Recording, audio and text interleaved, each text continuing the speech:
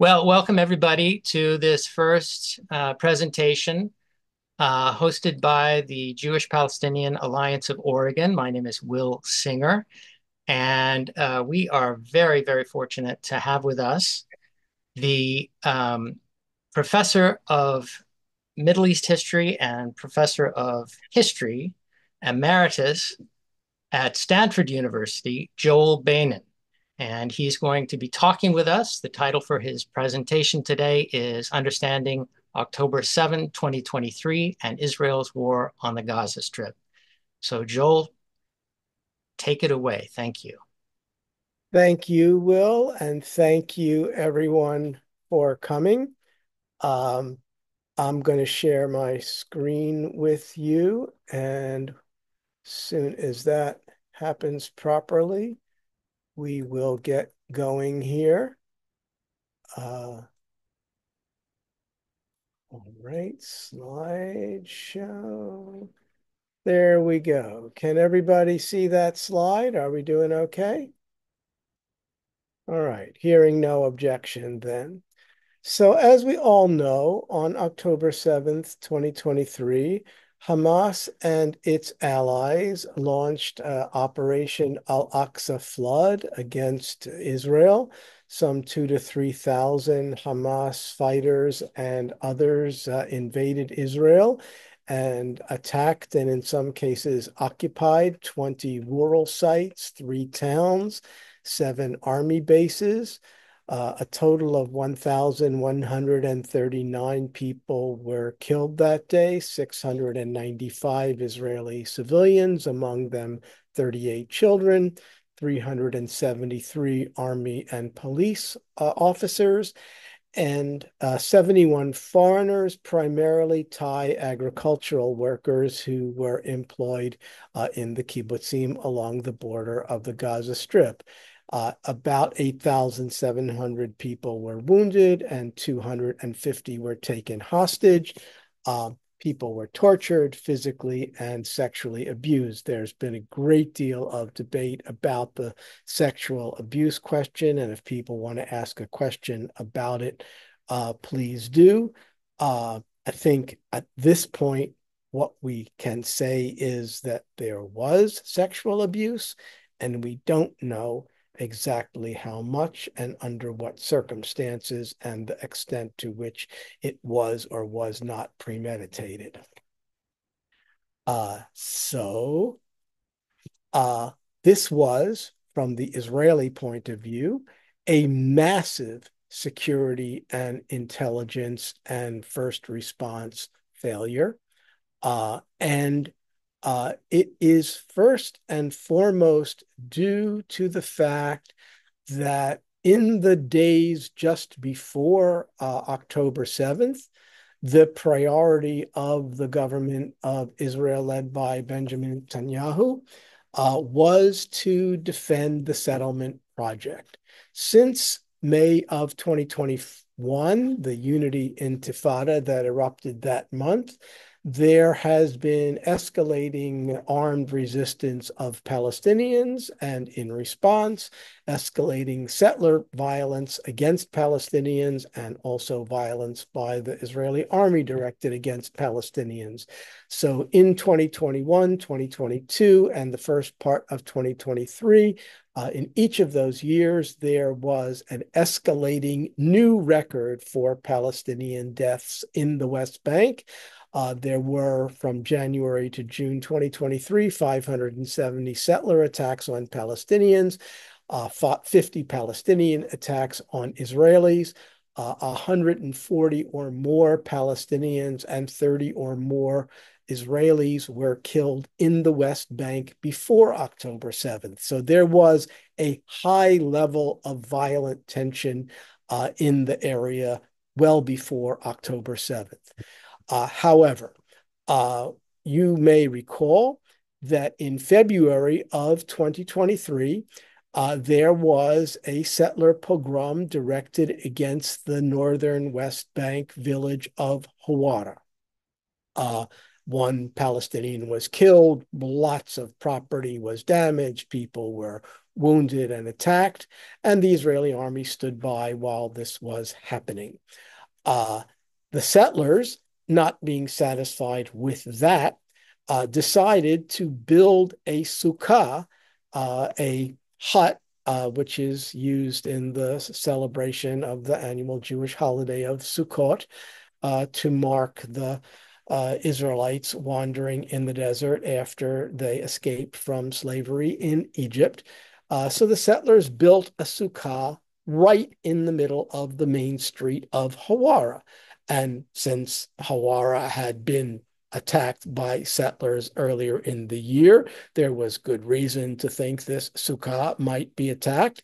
And so the army decided that they should send military units from Gaza to the West Bank, to Hawara, to defend the Sukkah. And so an entire military unit, which would have normally been on the border of the Gaza Strip, was not, because they were defending the settlers in the northern West Bank. But that is only one little piece of a much, much more massive security and intelligence failure. Another aspect of the failure is the broad neglect of the Western Negev or Nakab, and in particular the Gaza envelope or Otef Aza in Hebrew, which is the inhabited area surrounding the Gaza Strip. And one of the reasons for this is that the kibbutzim, there are some moshavim there as well, and they would fall under this category as well, of the region of Otef Aza are leftists. What does that mean? It means they don't vote for the Likud or any of the parties of the current Israeli government. They vote for Meretz, or they vote for the Labor Party. And therefore, from the point of view of the current government of Israel, they are political enemies. And indeed, some of the people who were killed by Hamas and its allies on October 7th were very prominent peace activists. Vivian Silver, for example, of Kibbutz Be'eri, was very well known even internationally. Chaim Katzman of Kibbutz Cholit, who was also killed, had been active while he was a PhD student at the University of Washington, and then continued his peace activism after he returned to Israel after he received his PhD. And this failure of the Israeli government to attend to the needs of the people and the Israeli settlements in the area was widely noted. Amir Tibon, who is a columnist for the newspaper Haaretz, but happens to live on Kibbutz Nahal Oz, which was one of the kibbutzim that was attacked, wrote in Haaretz the next day, the Israeli state failed us. Anderson Cooper did a special on Kibbutz Nir Oz, which was one of the kibbutzim that was most heavily attacked. A quarter of the people of Nir Oz were either killed or taken hostage on October 7th. And one of the kibbutz members told Anderson Cooper, we were abandoned by the state. The neglect of the Western Negev or the Gaza envelope is a broader part of a broader neglect of the periphery in Israel by the Netanyahu government since Netanyahu became prime minister in 2009. In Israel, Tel Aviv and its northern suburbs in particular are the center, and settlements that are in the south or in the north are called the periphery. And as happens in any neoliberal system of governance, the gap between the haves and the have-nots is increased. And so Tel Aviv became relatively richer, and the periphery became relatively poor, which was mediated to some extent by the fact that kibbutzim take some care about equalizing income, but in broad sense, There was neglect of the infrastructure, of investment, of education, of healthcare, of first responder capacity in the periphery. And Chagai Matar, who is the executive editor of 972, which is an excellent source of information about Israel-Palestine, a webzine jointly edited by Palestinian and Jewish Israelis. Chagai Matar wrote, the collapse of our sense of security came hand in hand with the realization that the entire Israeli state is, in fact, nothing more than a hologram. The army, rescue services, the welfare services, and more have all been dysfunctional. Years of political corruption have left us with an empty shell of a state and with no leadership to speak of. So, since October 7th, this sentiment, which was expressed only a month after, this sentiment has become much broader, and many people now speak about the impending collapse of the state of Israel. I think that's a little bit overblown, but certainly we can speak of many aspects of Israel as things that happen in places we call failed states.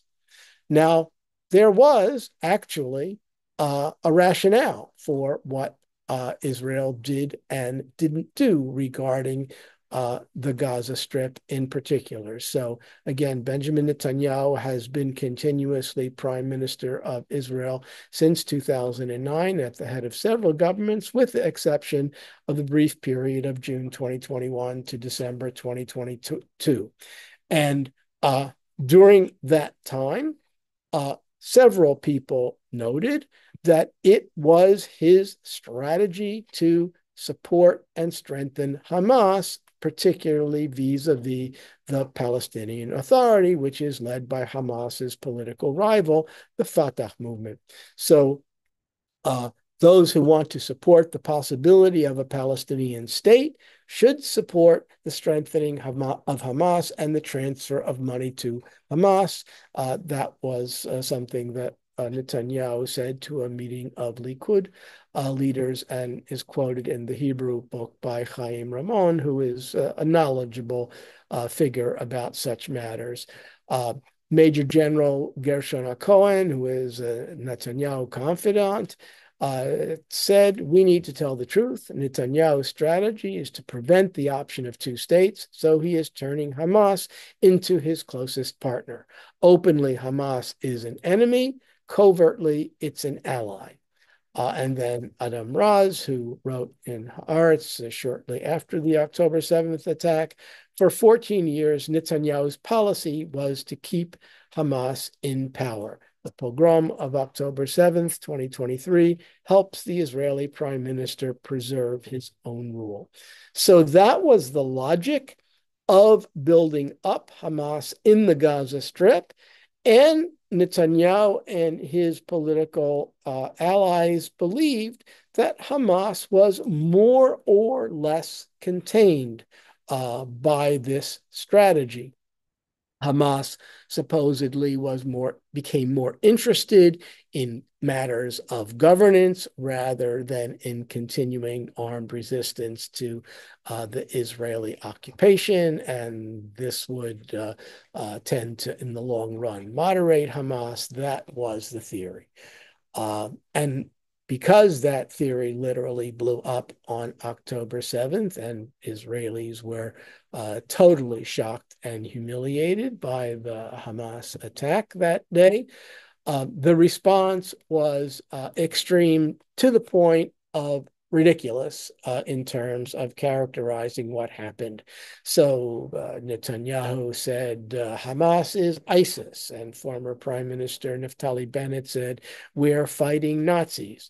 Foreign Minister Eli Cohen, who is actually one of the less diplomatic members of the current Israeli government, even though as foreign minister you'd expect him to be the chief diplomat, said that the massacre is more brutal than ISIS. Hamas are the new Nazis. And President Biden said Hamas have engaged in barbarism as consequential of as the Holocaust. This is all utter and total nonsense, has no basis in reality whatsoever. It's not to say that the Hamas attack wasn't serious and brutal, but no, we're not talking about Nazi activity or something that rivals the Holocaust in its scope or character. What is Hamas then, if they aren't ISIS or new Nazis or any such thing like that? Hamas is an expression of jihadist Palestinian nationalism, and we can see that quite clearly in their 1988 covenant. Hamas began its life as the Palestinian branch of the Egyptian Muslim Brotherhood.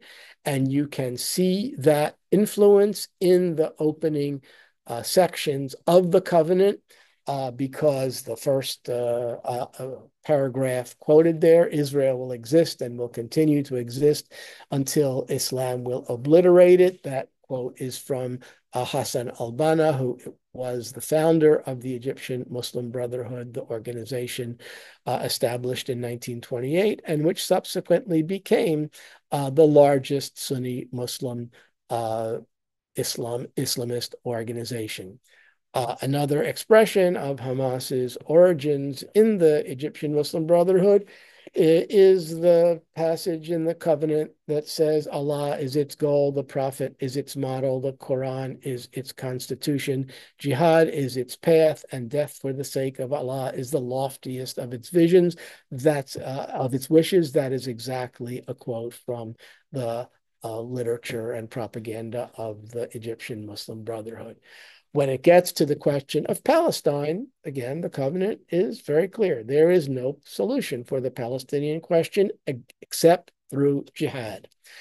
The 1988 covenant also imports classic European anti-Semitic tropes. So it talks about lackeys who are infiltrated through Zionist organizations under various names and shapes, such as the Freemasons and the Rotary Club.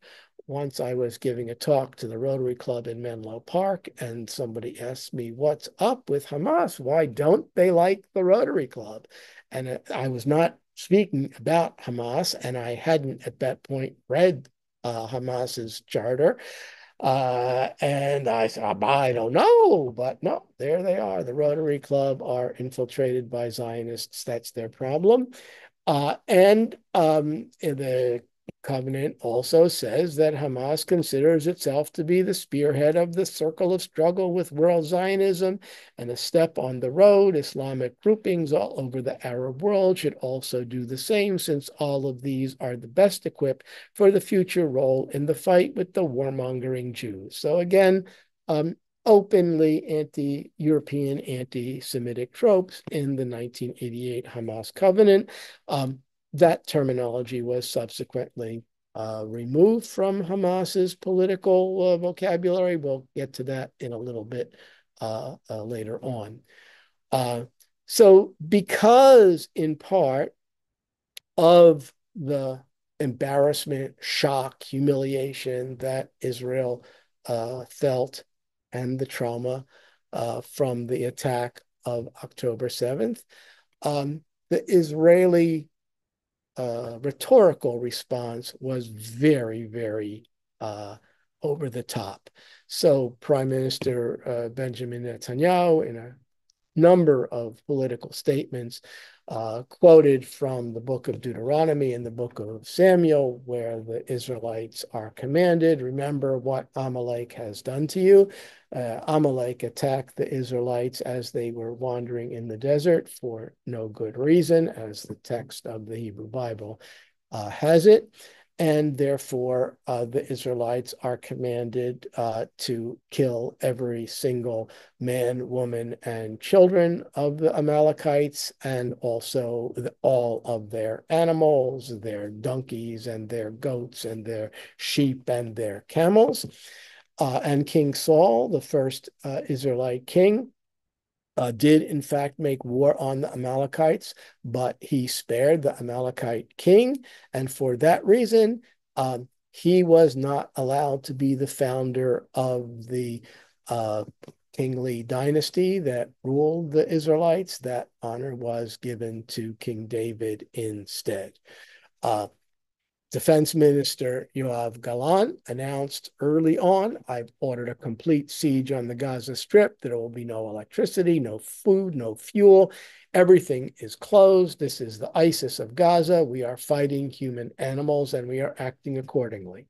So whether or not we want to make the legal conclusion that Israel has committed genocide in the Gaza Strip since October 7th, this and Benjamin Netanyahu's statement about Amalek is a statement of with clear genocidal intent. There can't be any doubt about the matter of intent, which is often quite difficult to prove in matters of genocide and which is essential to making the legal determination. The security cabinet member and agriculture minister, Avi Dichter, who is actually far more important in the hierarchy of the Likud than that position would indicate, spoke about rolling out the Gaza Nakba. And again, Major General Giora Eiland, who is close to Netanyahu, wrote in major Israeli daily, the state of Israel has no choice but to turn Gaza into a place that is temporarily or permanently impossible to live in. So again, clear genocidal intent. I gleaned all of these from the Israeli press, and then Mark Landler did me the favor of collecting in the New York Times 18,000 genocidal statements by Israelis that were posted on X, including 286 statements by prominent Israelis with political or military authority inciting potentially unlawful behavior. So the question of genocidal intent, I think, is pretty much open and shut. And in retaliating against the Hamas attack on October 7th, Israel has to date killed at least 42,000 Palestinians in the Gaza Strip, about two-thirds of whom are women and children. There are at least 10,000, probably a good many more, missing and presumed dead under the rubble. The actual number of dead is very likely considerably higher than that, especially if we add to it people who have or will have died from infectious diseases that were otherwise preventable, from starvation and lack of medical care and so on. At this point, I think the number of wounded is over 100,000, but these numbers are malleable in that way. And about 2 million people, residents of the Gaza Strip, have been forcibly displaced since October 7th. Israel's bombing attacks in particular have had massive negative impact on the infrastructure. 60% of residential buildings damaged, 80% of commercial facilities damaged, 65% of the cropland has been damaged, 17 out of 36 hospitals are only partly functional, 65% of the road network has been damaged, 85% of school buildings, and of course there are other important institutions like mosques and churches and universities and cultural institutions that have also been destroyed. Now, this attack and Israel's response have a long history. The history of Israel and Palestine did not begin on October 7th, 2023.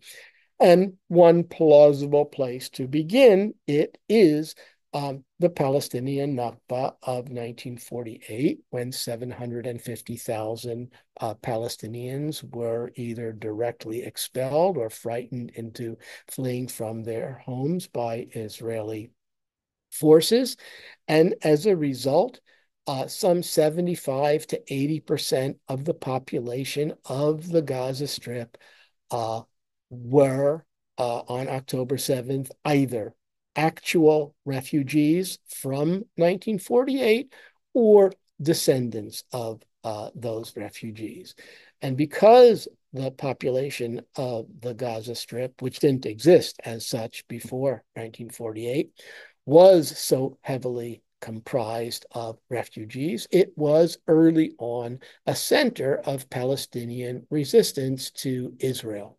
Uh, Lots of refugees try to return to their lands to harvest their crops, to retrieve property that they returned, that they had hidden, excuse me, to visit their family, and so on. This was termed infiltration by Israel. And some 280 to 340 Israeli civilians were killed by Palestinians returning between 1949 and 1956.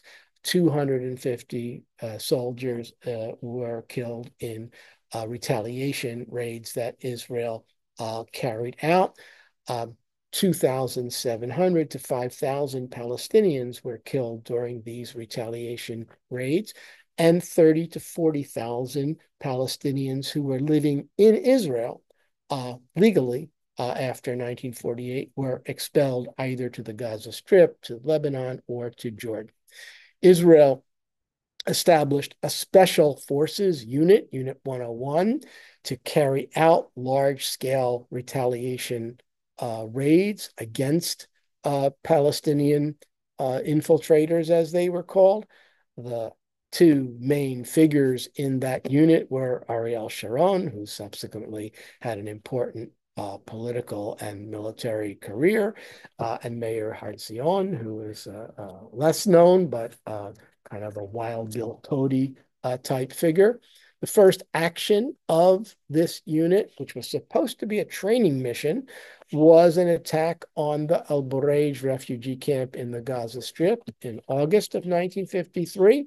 The unit led by Sharon was discovered, and as he reported, I decided that offensive action was better than giving the impression that we were attempting to escape. Therefore, I invaded the camp with my group. So the exercise, the training exercise, was to surveil the camp and go back to the borders, inside the borders of Israel. But when the group was discovered, Sharon ordered them to attack, and they killed 30 Palestinian refugees and wounded 22. Another major exploit of Unit 101 was an important raid on Gaza City, in which an Egyptian army base was attacked, and 37 Egyptians were killed, and 8 Israelis also lost their lives in that raid. In this back and forth across the border with the Gaza Strip, a very well-known event in Israeli history is the murder of Ro'i Rothberg, who was the security coordinator for Kibbutz Nahal Oz, which was also attacked on October 7th, 2023. He was killed on October 28th, 1956. Moshe Dayan, who was then chief of staff of the Israeli army, happened to be in the area and had met Rothberg and was impressed by him the previous day. And so he gave the eulogy. And I'm going to quote at some length Dayan's speech, because this is, in many respects, the Gettysburg Address of Israel. It's very famous and very much captures the ethos of pre-1967 Israel, which was not explicitly adapted, but became very much the kind of ethos of the post-1967 settlement project as well. So Dayan wrote, "Yesterday with daybreak, Ro'i was murdered. The quiet of a spring morning blinded him, and he did not see the stalkers of his soul on the furrow. Let us not hurl blame at the murderers. Why should we complain of their hatred for us? 8 years have they sat in the refugee camps of Gaza and seen with their own eyes how we have made a homeland of the soil and the villages where they and their forebears once dwelt. Not from the Arabs of Gaza must we demand the blood of Ro'i, but from ourselves. How our eyes are closed to the reality of our fate, unwilling to see the destiny of our generation in its full cruelty. Have we forgotten that this small band of youths settled in Nachal Oz carries on its shoulders the heavy gates of Gaza, beyond which hundreds of thousands of eyes and arms huddle together and pray for the onset of our weakness so that they may tear us to pieces? Has this been forgotten? For we know that if the hope of our destruction is to perish, we must be morning and evening, armed and ready.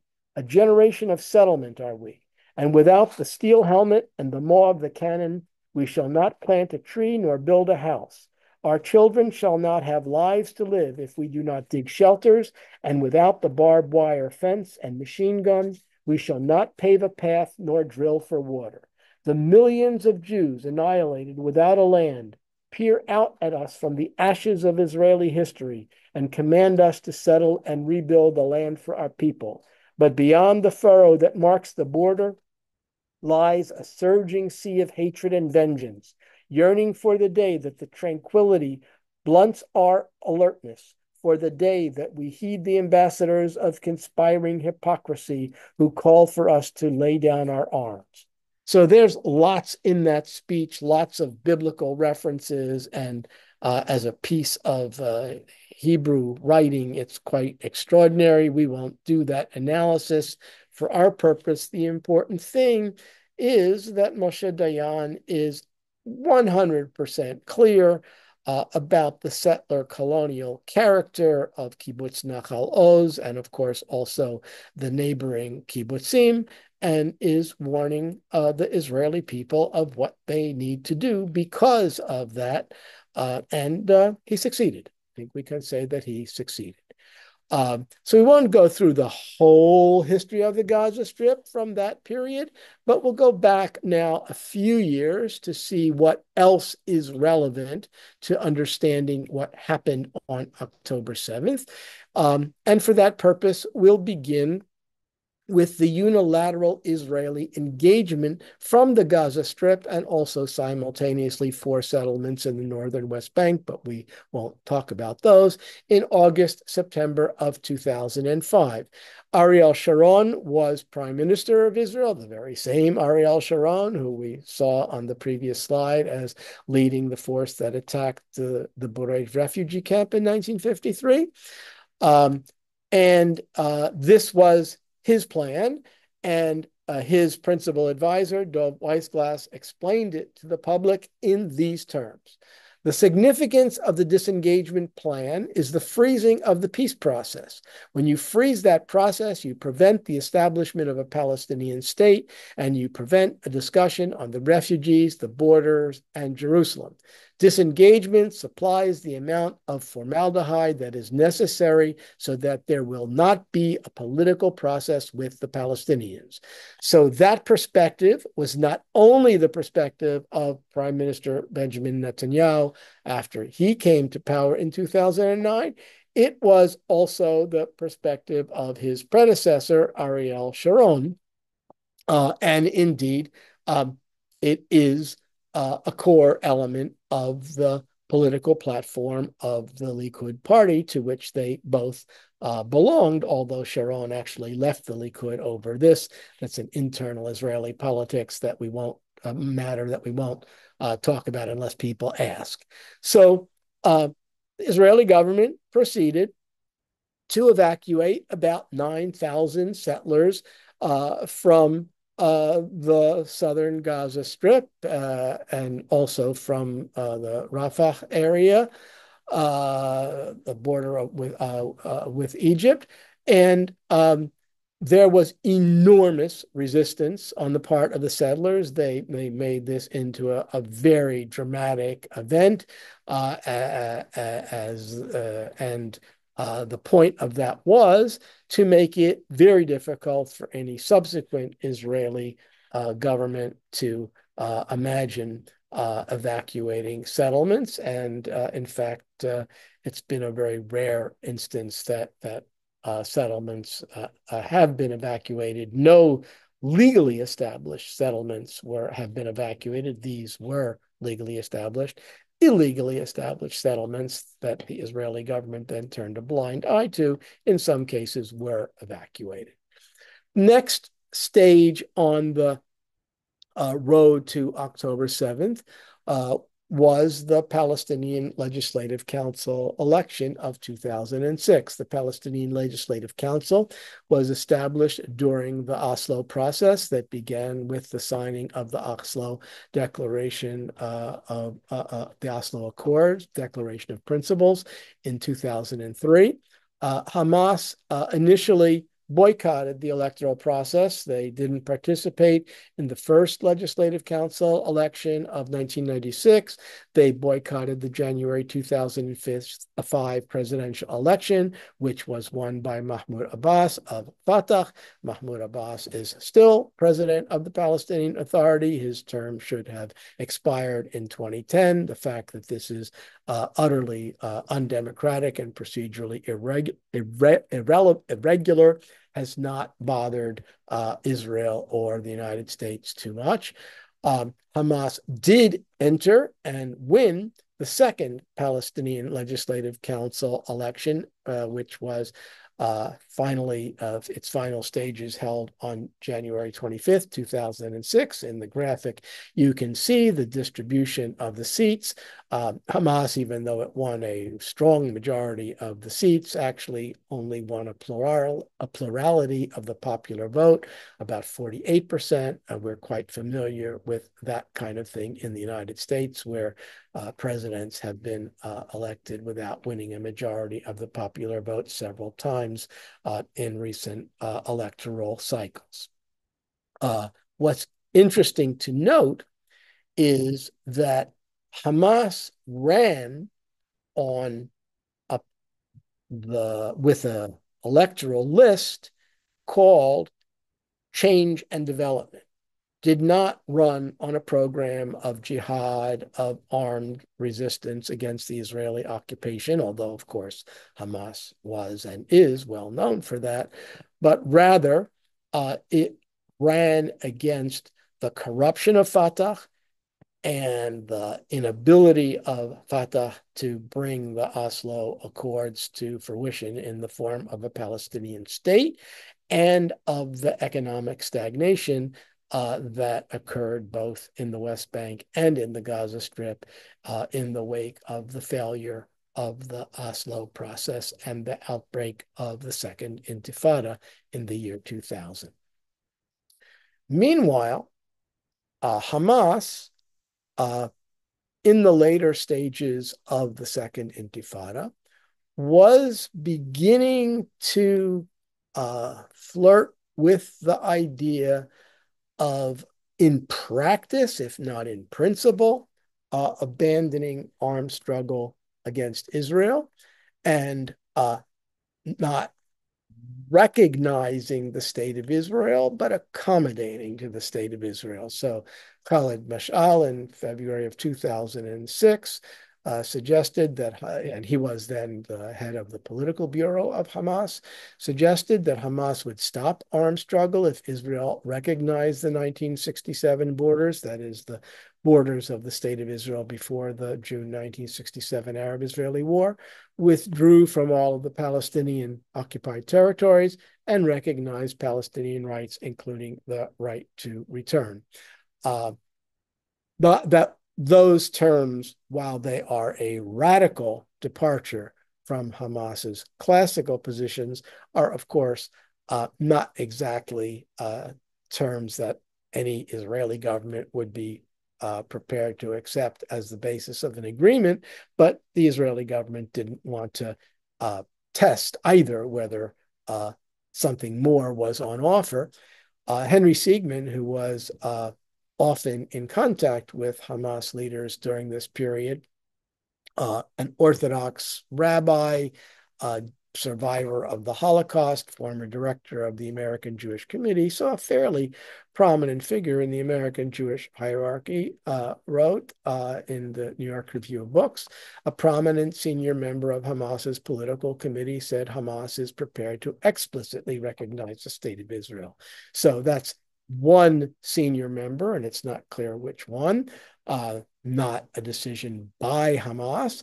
But what you have here are clearly indications that there's some wiggle room if Israel was interested in reaching a negotiated settlement with Hamas, but it was not. And in fact, after Hamas won the Palestinian Legislative Council election and then proceeded to establish a government, first it offered a national unity government with Fatah, but Fatah, under pressure from the United States and other international forces, declined to enter a national unity government, and instead, encouraged by the United States and Israel, Fatah attempted to execute a coup d'etat against Hamas rule. Hamas discovered the plot and militarily suppressed it before it could come to fruition. You can read all about that in a remarkable article in Vanity Fair, of all places. There has not been a lot of other reporting of this event, and therefore in the American media, it's usually said Hamas seized control of Gaza with no mention of what the circumstances are. In any case, in the wake of the Hamas attempted coup, Hamas did seize control of Gaza, and Fatah and the Palestinian Authority retained control of the West Bank. Israel then proceeded to abandon the prospect of negotiating with any Palestinian authority, with the exception of negotiations that were conducted between Ehud Olmert, Israeli Prime Minister Ehud Olmert, and Mahmoud Abbas in, in secret. Dov Weissglass, formerly advisor to Ariel Sharon, continued as advisor to Ehud Olmert after Ariel Sharon had a stroke, which incapacitated him and from which he eventually died. Ehud Olmert spoke about one of the mechanisms of controlling the Gaza Strip, which was to put the Palestinians on a diet, but not make them die of hunger. And the Israeli authorities actually went so far as to calculate the minimum caloric intake that would be necessary for Palestinians to avoid malnutrition. Israeli Freedom of Information action succeeded in uncovering the document, which was published by Amira Haas in Haaretz. You see the headline of the English version of the article there on the bottom right, announcing that 2,279 calories per person was what Israel decided people in Gaza can have. And then there were four major subsequent Israeli military assaults on the Gaza Strip, actions which Israeli security personnel referred to as mowing the lawn. So from 2008, 2009, 2012, 2014, 2021, 2014 was by far the most severe of these Israeli assaults until Israel's response to October 7th. And what this meant was the establishment of what Tarek Bakoni, the author of an excellent book about Hamas entitled Hamas Contained, called a violent equilibrium. So the strategy again was to maintain Hamas in power in the Gaza Strip, to smack it down from time to time so that it could not pose any serious challenge to Israel's overall control of the area, but to keep it as a viable alternative to Fatah and the Palestinian Authority, which ruled in the West Bank. And here you can see the casualty toll of the mowing the lawn policy, with Palestinian casualties in red and Israeli casualties in blue. And as has always been the case since 1948, the 1948 war was the one exception. Uh, Palestinian casualties have always been wildly disproportionate to Israeli casualties. Israel often likes to have a casualty ratio of at least 10 to 1 when it comes down to figuring these things out. So the uh, Israeli policy then, after Hamas was ensconced in power in the Gaza Strip in 2007, was to collaborate with Egypt. Egyptian collaboration is important because the southern border of the Gaza Strip is a border with Egypt, not with Israel. Israel began restricting imports, exports, water supply, electricity supply.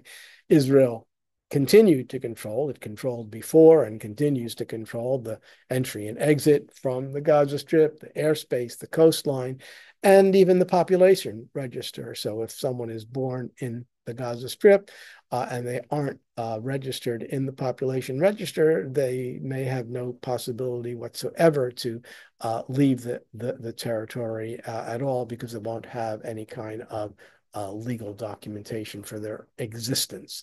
Um, because of these measures, and I won't go through this in any detail, uh, the international consensus is that Israel remained the occupying power in the Gaza Strip, despite the fact that its military was withdrawn and its settlements were withdrawn from the Gaza Strip in 2005. And further, that the Israeli blockade on the Gaza Strip amounted to collective punishment, which was a violation of Article 33 of the Fourth Geneva Convention. This particular quote is from the UN Special Rapporteur on Human Rights situation in the Palestinian territory occupied since 1967, but many other knowledgeable legal observers have confirmed those conclusions. So the Gaza Strip looked like this, with Israel imposing a fishing limit of 6 nautical miles in the north, 15 nautical miles in the south, but that was the formal limit. In fact, it often restricted fishing even further, meaning that one of the important sources of protein for the inhabitants of the Gaza Strip, fish, was limited.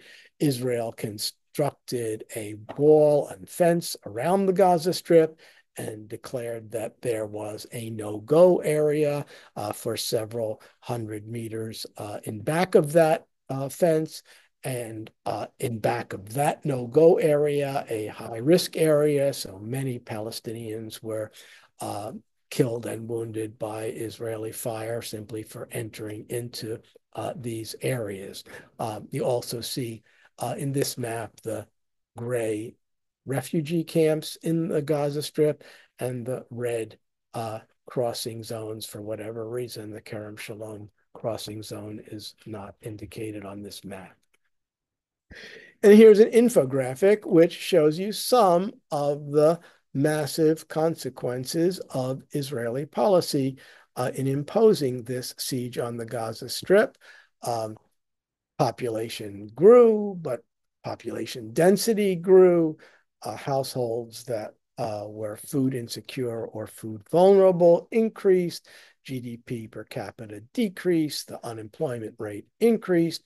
And as a result of all of these circumstances and more, the UN Conference on Trade and Development declared in 2017 that Gaza would become uninhabitable as of 2020.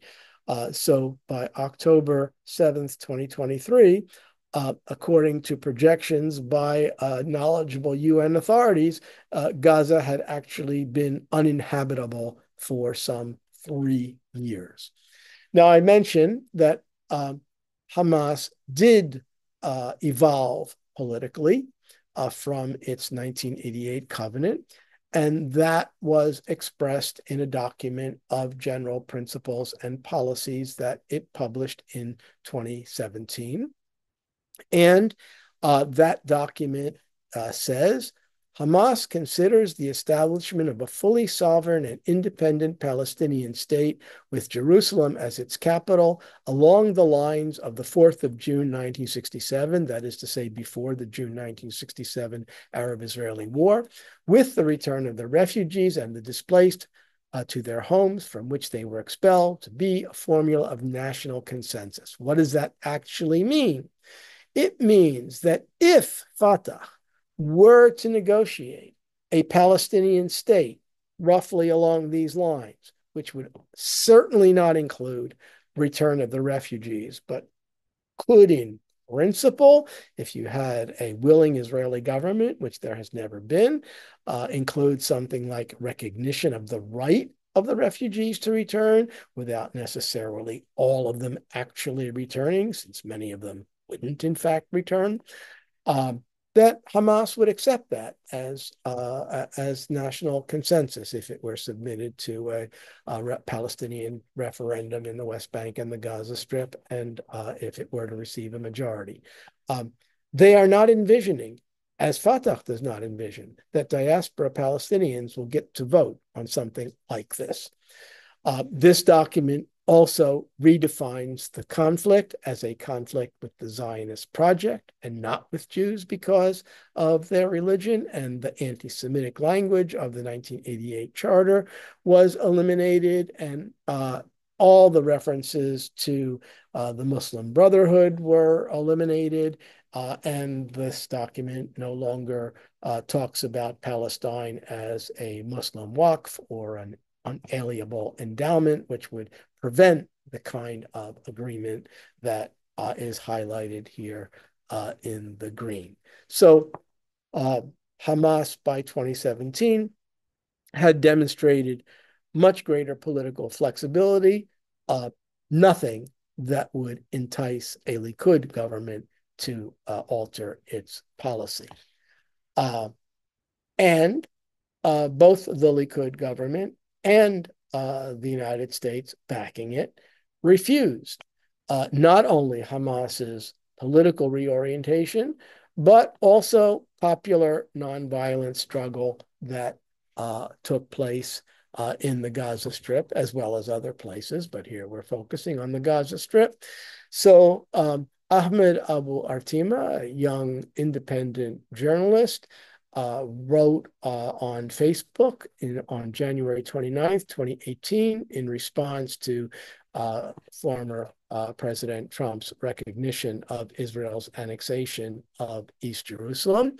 Uh, uh, all these successive humanitarian disasters in the Gaza Strip must expedite the implementation of the peaceful sit-in for refugees near the dividing line with the occupation.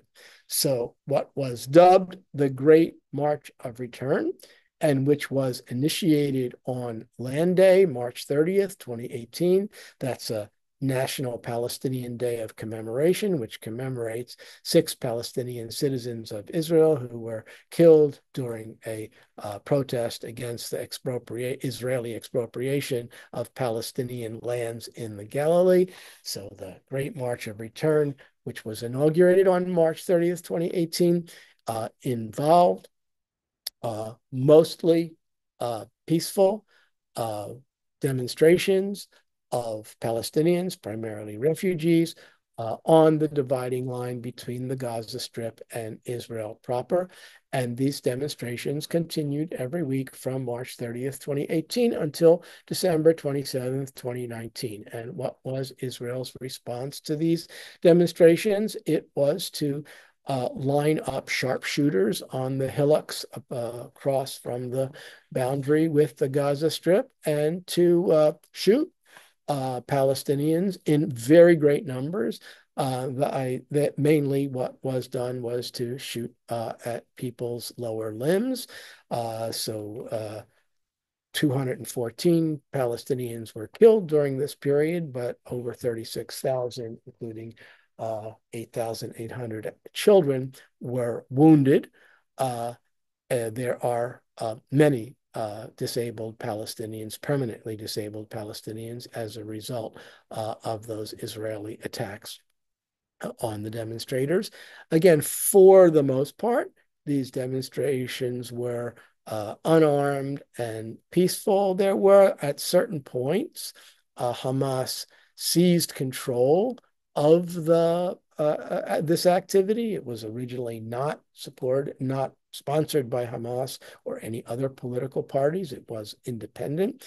Hamas seized control by virtue of the fact that they are the ones who have the capacity to set up the tent encampments, to provide food, to provide medical services, and so on. So eventually, things like sending explosive or inflammatory balloons across the border into Israel, which did in fact succeed in burning fields and creating lots of other minor damage on the Israeli side of the border, did happen. Uh, the biggest single day of confrontation during the Great March of Return was May 14th, 2018, which was the day that the new U.S. embassy in East Jerusalem was inaugurated. Israel killed 57 Palestinians in one day because the demonstrations were particularly large and militant on that day. I'm going to end with this slide, which may seem like an odd place to end, but I'll explain why in a minute. One of the things that happened during the Great March of Return was the murder of Ruzan al-Najjar, a young Palestinian medic from Gaza. Um, she was unarmed. She was not a member of Hamas.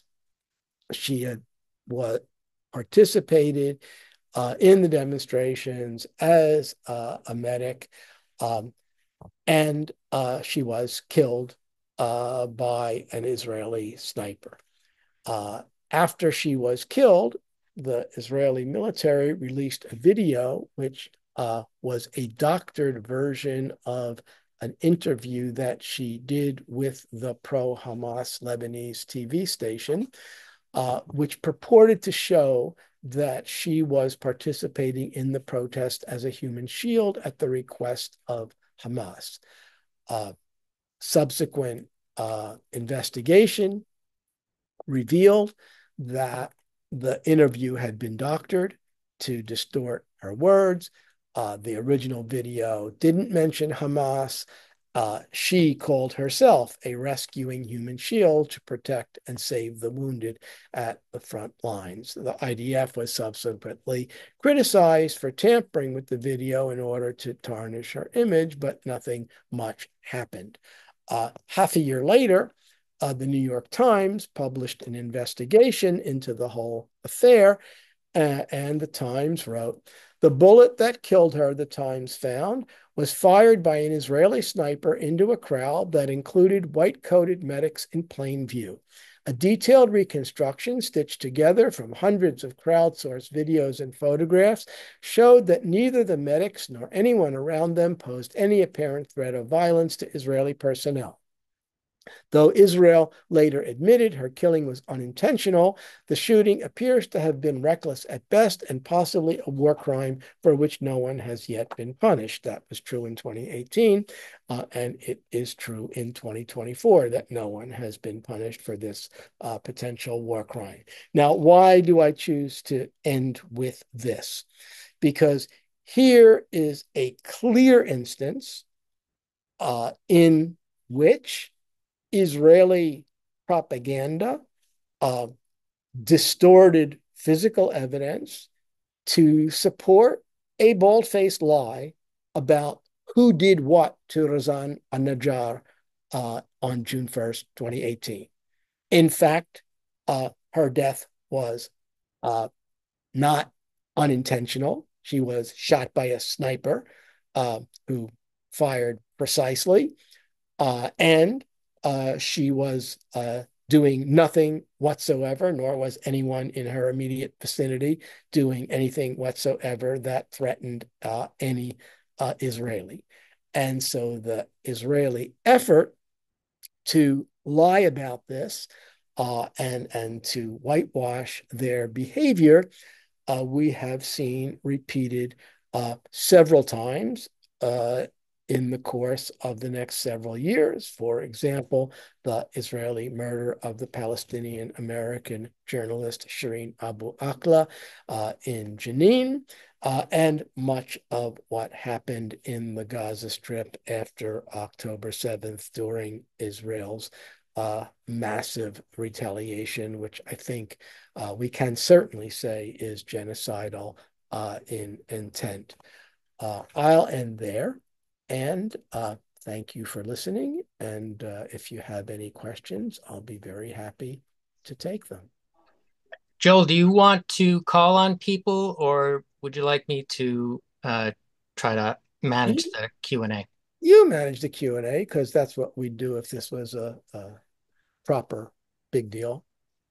All right. Well, first of all, thank you, Joel, for really an extraordinary, wonderfully, very tragically comprehensive discussion of where we are today, post October 7th. I'd like to invite folks to please not unmute until I call on you. Please raise your hand, your uh, virtual hand, and I'll call on you with any questions. Please do feel free also to put a question in the chat. I see Sean. Go ahead and unmute and start with your question. I think people can also at this point use video because I've shut the PowerPoint, which is the thing that absorbs the most bandwidth. So I'd rather see your faces if you don't mind. All righty. Sean, go ahead. Professor Beinin, thank you so much for this presentation. The numbers and the data and everything, it's incredible. Thank you very much for that. I did have a question for you, and this is being asked to a historian, not so much a political question. As you were describing, the events and so on, you focused on Gaza particularly. So from a historical perspective, do you see Gaza and the history of Gaza and the specific things, be it from, Sharon or Moshe Dayan or whomever, separate from the rest of sort of the struggle that happened in the West Bank and say the first and second Intifada and so on? Do you separate the two from a historical perspective, or do you see them as one and the same? Yes and no. So, no, they are not separate because these are both parts of historic Palestine, if you will. The people of the West Bank are Palestinians. The people of the Gaza Strip are Palestinians. In many respects, their fate has been shared in the past, and they certainly hope to have a shared fate in the future. Um, so in that sense, no, these are both geographical parts of Palestine. And there are people who are refugees in the Gaza Strip who are members of the same families that are refugees in the West Bank. So the populations are totally connected. And before Israel imposed a siege in 2007, there were lots of Palestinians from the Gaza Strip studying at Birzeit University and other institutions of higher education in the West Bank. It was possible, not easy always, but possible to travel between the two zones, which has not been the case since 2007. On the other hand, there is a long-standing history of separation because after the Nakba of 1948, Egypt occupied the Gaza Strip. That's when the territory became the Gaza Strip. It was the sliver of Palestine that the Egyptian army occupied and was not conquered by the Israeli forces. And Jordan occupied the West Bank. So there were two completely different political systems, different political orientation. The Jordanian regime was an ally of first the United Kingdom, then the United States. King Hussein was even on the payroll of the CIA at one point. Gaza was governed as Palestine by Egypt, but still the Egyptian government is highly centralized. And Gamal Abdel Nasser, the president of Egypt, had a totally different political orientation than the Jordanian monarchy. So from 1949 to 1967, the territories were separate politically, and that meant, among other things, that the Egyptian Muslim Brotherhood became much stronger in the Gaza Strip than it did in the West Bank, although there was also presence of the Muslim Brotherhood in the West Bank as well. There had been presence of the Muslim Brotherhood in pre-1948 Palestine throughout the Arab parts of the country. Um, it has been Israeli policy to separate the Gaza Strip and the West Bank, as expressed most clearly in the decision of the government of Ariel Sharon to withdraw the settlements and the army from the Gaza Strip. And even though Israel legally remained in occupation of the Gaza Strip despite withdrawing its army and its settlements, uh, that meant that Gaza was again subject to a very different kind of regime than was the case in the West Bank, where you have the Area A, B, and C division that grew out of the Oslo process and so on. None of that pertained in Gaza. So there is a historic basis, in fact, for the separation of the two geographical zones post 1948, and there is the political inclination of Israel to separate the two zones.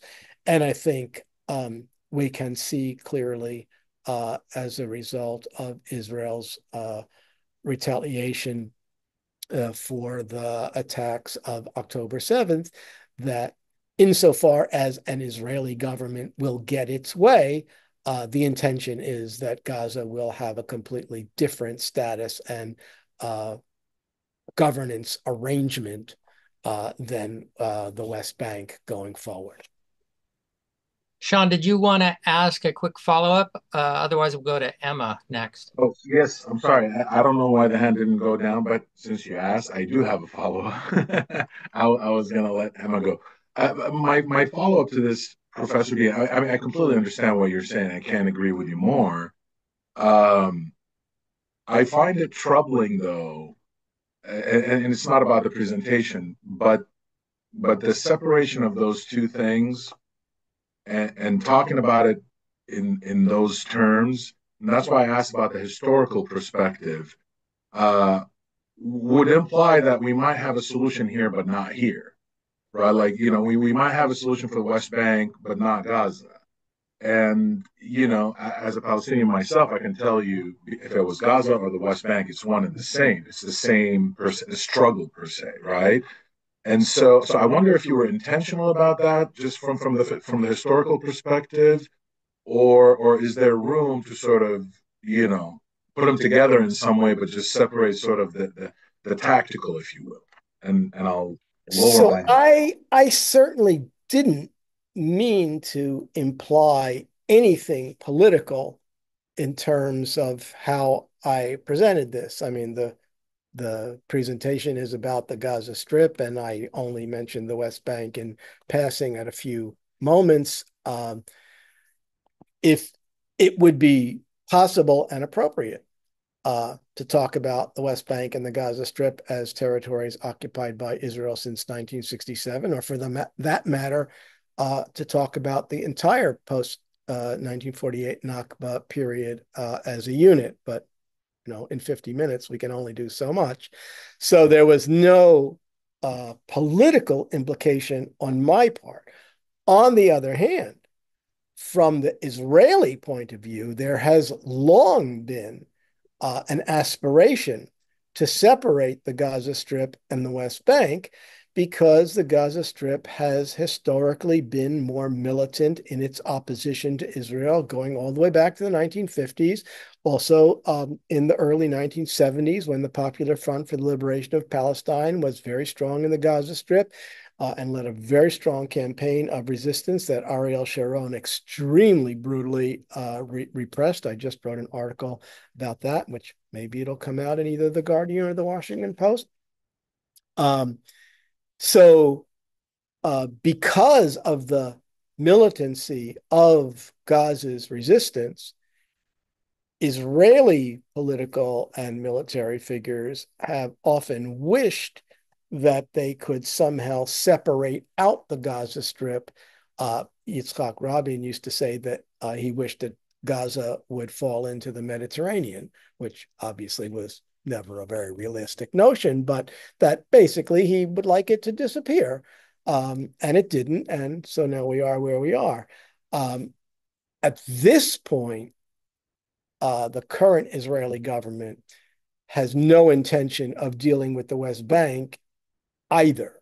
I mean, there's no solution in view that would include the West Bank, that wouldn't include the Gaza Strip, because no solution is in view whatsoever.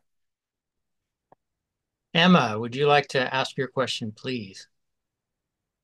Oh, sure. Um, yeah, hi, Joel. I had a couple of questions. One is, could I play your presentation on KBOO? Not the questions, but the lecture. You mean this? Will is Yeah. in charge of that. You ask Will. Well, the difficulty Okay, because would that be, was great. I mean, go ahead, Emma. I mean, the lecture was great. It was a good straight lecture. It'd be really good on like a 1 hour segment on KBOO if you give me your permission. So I'm okay with it, I'll but write to you Will offline about that. Will is the manager of this Yeah, event. it's ultimately up to Joel where it gets played. Of course, if it's just radio, you're going to be missing the slides. But I tend to agree; it's still got such substantial content to it that it would be terrific. What's your next question?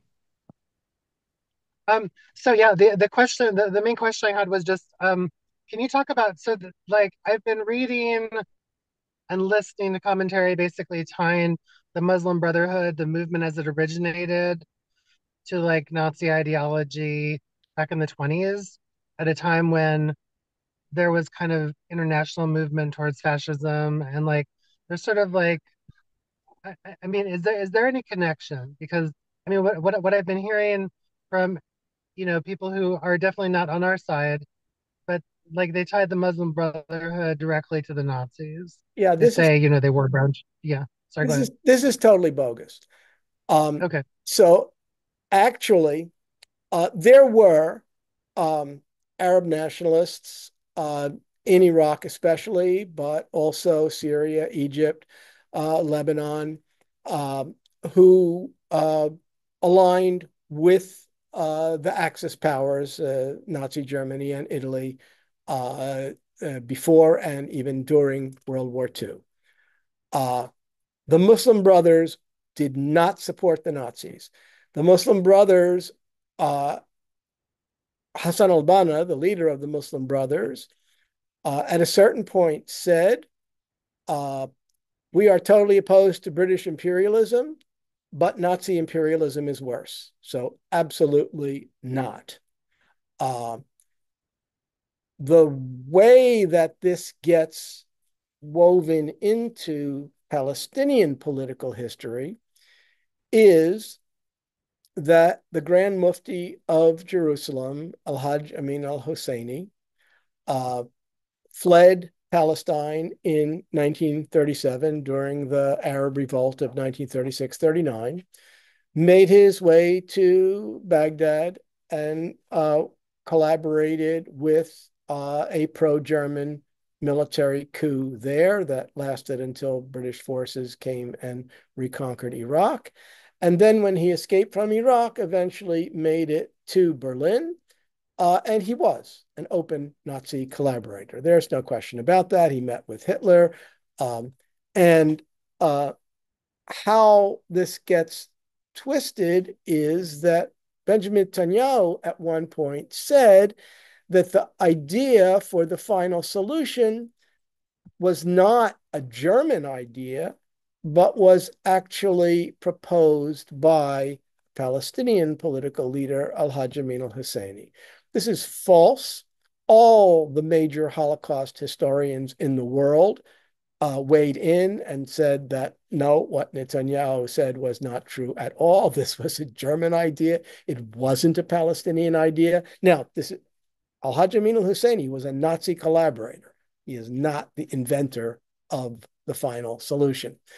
Uh, the fact that he was a Nazi collaborator was one of the biggest catastrophes to have befallen the Palestinian people during the 20th century, because after World War II, if you're talking about the victims of Nazis and a political movement whose leader historically, no longer practically speaking, because Al-Hajj Amin Hosseini didn't set foot in Palestine again after 1937, except very briefly in 1949 in the Gaza Strip.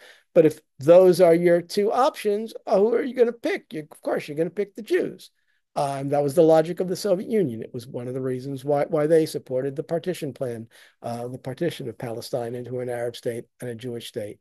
But Al-Hajj Amin al-Husseini, in any case, uh, was not an active political leader after the late 1930s in Palestine.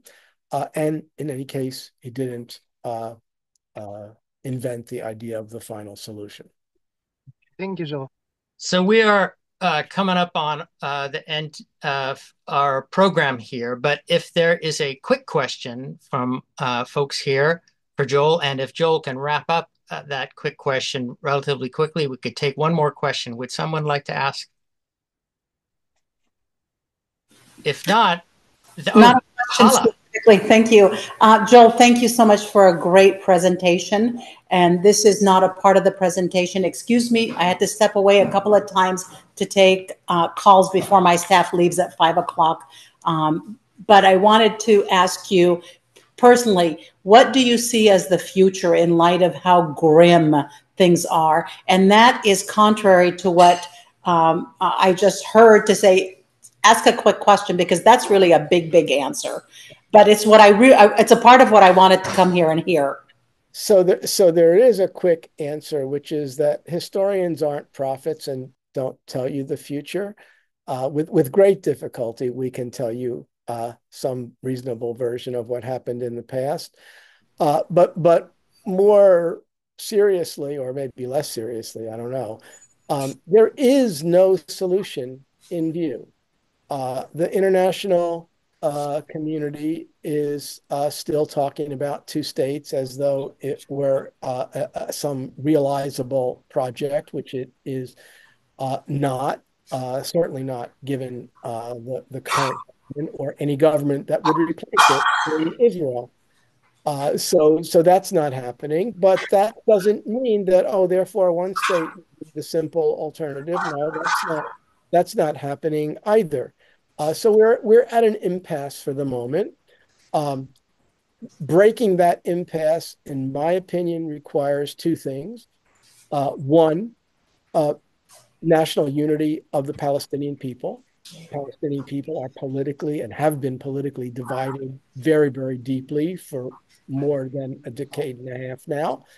And if and when there is a unified Palestinian political leadership that can put forward what it believes is a reasonable solution, then lots of people who right now are floundering or saying, "Oh, well, two states, right? Yeah, that's what's on offer," would perhaps rally around it. And the other thing that has to happen, which is in the midst of happening, but is happening far too slowly for my personal taste, is a decline in American power in the Middle East, because the United States has been the most important obstacle to any kind of political resolution that doesn't entail Israeli domination of the Palestinian people. So as American power declines, as China becomes more influential in the region, perhaps as the Europeans despair of the United States being able to deliver a solution, things may loosen up and political possibilities that we can't imagine at the moment may appear on the horizon. But we're in the realm of high speculation here. Anybody who tells you that they know how this is going to end up or that it can only end up in one way, in my opinion, doesn't know what they're talking about. Thank you, Joel, and thank you everybody for taking part in this, as I say, first presentation sponsored by the Jewish-Palestinian Alliance of Oregon. Thank you, Joel, for again an excellent and wonderful and comprehensive discussion of where we are today. Obviously, a lot more to be said on this topic, and we hope that we will be doing more of these kinds of presentations and discussions in the not too distant future. So again, thank you. I'm going to stop the recording now.